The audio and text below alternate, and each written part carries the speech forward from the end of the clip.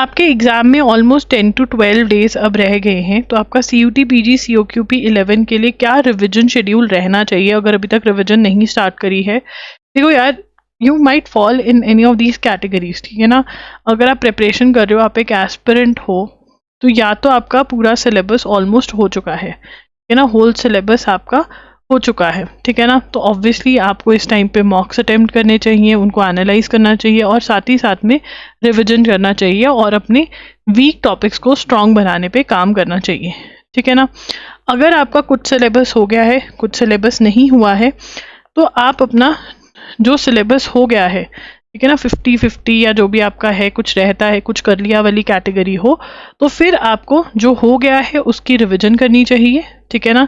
Plus mock test तो solve करनी ही चाहिए एंड मेक श्योर करना चाहिए कि जो हो गया है वो मॉक टेस्ट में गलत क्वेश्चंस नहीं हो रहे हैं, ठीक है ना। अगर उनमें से कोई वीक टॉपिक है जो हो गया है और वो फिर भी गलत हो रहा है, तो उसके लिए क्या किया जाए, वो वीक टॉपिक में आप उसके ऊपर वर्क करोगे एंड जो न्यू टॉपिक्स हैं जितने हो सके उतना आप कवर करने की कोशिश करोगे एंड यू विल ट्राई कि जो मैंने इंपॉर्टेंट टॉपिक्स की आपको लिस्ट दी है वो आपके टॉपिक्स हो चुके हैं अच्छे से, वो आप कोई मिस आउट नहीं कर रहे हो एंड इम्पॉर्टेंट टॉपिक्स की आप अच्छे से रिविजन और प्रैक्टिस सब कुछ कर रहे हो, ठीक है ना।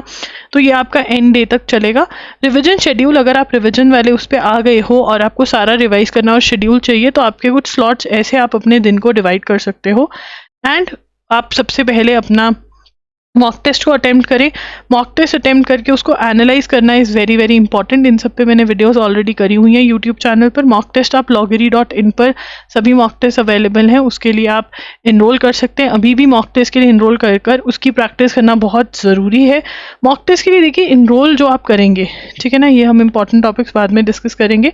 मॉक टेस्ट जो है उसमें आपको क्या करना है, मॉक टेस्ट में किस चीज़ की प्रैक्टिस आपको सबसे पहले करनी है। देखिए, सबसे पहले टाइम मैनेजमेंट, ठीक है। हर बार बच्चे आते हैं और बोलते हैं कि हमारी प्रिपरेशन बहुत अच्छी थी, ऐसा नहीं है हमें क्वेश्चंस आते नहीं थे, बट हम टाइम मैनेजमेंट नहीं कर पाए, ठीक है ना। तो हमने जो 90 मिनट्स में 75 क्वेश्चन सॉल्व करने थे वो हमसे नहीं हो पाए। तो यहाँ पर आपको पूरे 90 मिनट्स नहीं मिलते हैं, शीट्स होती हैं, ये वो कुछ ना कुछ हुआ रहता है वहाँ पर। तो आपको बेसिकली 80 to 85 मिनट्स भी मिल जाए तो बहुत है। तो आपने प्रैक्टिस करनी है 80 to 85 मिनट्स में 75 क्वेश्चन सॉल्व करने की। अब आपको ये तो इम्पॉसिबल है, बट कुछ क्वेश्चन हैं जिनका, जैसे आपकी जीके हो गई, करंट अफेयर, स्टैटिक जीके हो गई, इसका क्वेश्चन पढ़ना, आंसर देना, तो सेकंड्स में आप आंसर दे पाते हो। जो मेमोरी बेस्ड क्वेश्चंस होते हैं जिसमें मेजरली आपकी करंट अफेयर्स आता है, सॉल्विंग वाला जो पार्ट आ जाता है जैसे मैथ्स और लॉजिकल, उसके अंदर ऑब्वियसली आपको अपनी स्पीड जो है वो बनानी पड़ती है। बट जीके के अंदर चाहे वो स्टैटिक हो, चाहे वो करंट हो, चाहे वो आपके कंप्यूटर्स हो, ठीक है ना, even for that matter English भी जो रहती है वो आपका लेस टाइम कंज्यूमिंग सब्जेक्ट्स होते हैं, ठीक है ना। ये सारे आपके लेस टाइम कंज्यूमिंग सब्जेक्ट्स हैं और ये दोनों आपके मोर टाइम कंज्यूमिंग हैं। बट आपको एक बैलेंस बनाना है and you have to make sure कि आप वो बैलेंस बना पाते हो एंड विथ प्रैक्टिस ही वो बैलेंस बनेगा। सो time management is very important. दूसरा जो है नेगेटिव मार्किंग, ठीक है ना। नेगेटिव मार्किंग में आपको पता होना चाहिए कि करेक्ट आंसर के लिए आपको 4 मार्क्स मिल रहे हैं, ठीक है ना। For correct answer you are getting 4 marks and for incorrect answer 1 mark is being deducted. तो जो 1 मार्क डिडक्ट हो रहा है वो भी आप जब देखोगे, ऐसे ही नहीं है कि आपको गेस वर्क कर देना है, यू हैव टू इंश्योर कि आप अगेन ये प्रैक्टिस कर रहे हो।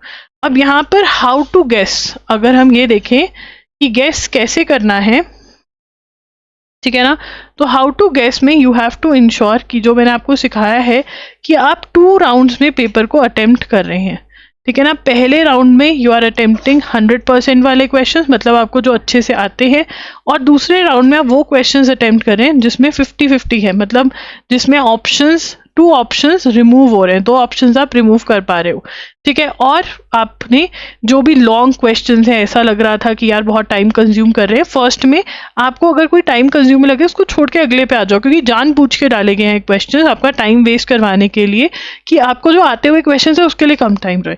तो अगर आप रन टिल द एंड कर लोगे 75 क्वेश्चंस पहले राउंड में, तो आपके जितने बढ़िया वाले क्वेश्चंस हैं वो तो गलत नहीं होने वाले। नहीं तो ये हो जाता है कि टाइम बहुत कंज्यूम हो जाता है, जो आते वाले क्वेश्चंस है वो जल्दी जल्दी में गलत हो जाते हैं, जो नहीं आते थे उस पर टाइम बर्बाद हो जाता है। बट अगेन इस चीज़ की भी आपको प्रैक्टिस करनी पड़ेगी। ये मत सोचो कि उस वहीं पर जा कर के ये सारी स्ट्रैटेजी अपने आप अप्लाई हो जाएगी। तो ये आपने प्रैक्टिस करते समय करना है। दूसरा आपका माइंडसेट, ठीक है ना, स्ट्रॉन्ग माइंडसेट रखना बहुत ज़रूरी है। ऐसे क्वेश्चंस आएंगे जिसके क्वेश्चंस के आंसर्स आपको नहीं पता होंगे, एंड अगर आप मॉक टेस्ट में ये वाला चीज़ फेस करते रहोगे तो you will be able to मतलब हैंडल द सिचुएशन।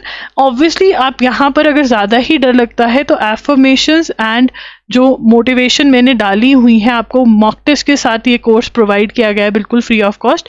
आप ये एफर्मेशन सुनना स्टार्ट कर सकते हैं, इससे आपकी बहुत हेल्प मिल जाएगी, ठीक है। तो this is what you have to do, and after you have attempted the mock, the very next step 2 is to analyse the mock. And फिर जितने भी वीक टॉपिक है वो आपने देखने हैं कि आपके वो वीक टॉपिक क्यों हैं। देखिए वीक टॉपिक तभी होता है, उसके वीक टॉपिक के रीजंस जो होते हैं वो कुछ ऐसे होते हैं, या तो आपका सोर्स रॉन्ग है, ठीक है ना, आपने गलत सोर्स से कर लिया, या आपने शॉर्टकट मार दिया, ठीक है ना। बहुत बच्चे होते हैं जो सिर्फ और सिर्फ थ्योरी कर मॉक टेस्ट सॉल्व कर रहे हैं, बहुत बच्चे ओनली एमसीक्यूज कर रहे हैं, बहुत बच्चे रिविजन नहीं करते हैं। तो इनमें से ही कुछ मेजर रीज़न आपका निकलेगा, एंड आप मेरे साथ इंस्टा पे डिस्कस कर सकते हो कि अगर आपको सोर्स लग रहा है तो वो डिस्कस कर सकते हो कि कैसे आप इस पर काम कर सकते हो, राइट। एंड ऑल्सो मैं आपको बताना चाहती हूँ कि मॉक टेस्ट के साथ ऑफर्स भी चल रहे हैं। मॉक टेस्ट के साथ साथ आपको एमसीक्यूज तो फ्री मिल ही रहे हैं करंट अफेयर्स के, बट अगर आप स्पेशल ऑफर्स में मैथ्स कोर्स भी आपको मिल रहा है जिसके ऊपर डिस्काउंट है बहुत अच्छा, ठीक है। अगर मैथ्स कोर्स के अलावा आपको करंट अफेयर्स वीडियो लेक्चर्स भी चाहिए, प्लस आपको इसके साथ साथ में स्टैटिक जीके का जो क्वेश्चन बैंक है वो भी मिल रहा है, और इसकी आपको वैलिडिटी भी बहुत एक्सटेंडेड चाहिए टिल 30 जून, तो वो भी मिल जाएगी ऑफर्स के अंदर, वो आप चेकआउट कर सकते हैं। मैं लिंक डिस्क्रिप्शन बॉक्स में दे दूंगी। बट प्लीज़ मॉक टेस्ट ज़रूर सॉल्व करें। तो अब जब मॉक टेस्ट सॉल्व करेंगे आपको वीक टॉपिक्स पता चलेंगे, तो ये 2.5 आवर्स में तो आप या तो मॉक टेस्ट दे रहे हैं, उसको एनालाइज कर रहे हैं, या फिर अपने वीक टॉपिक्स पे काम कर रहे हैं। ये तो वो वाला स्लॉट है पूरा आपका। उसके बाद नेक्स्ट जनवरी करंट अफेयर्स।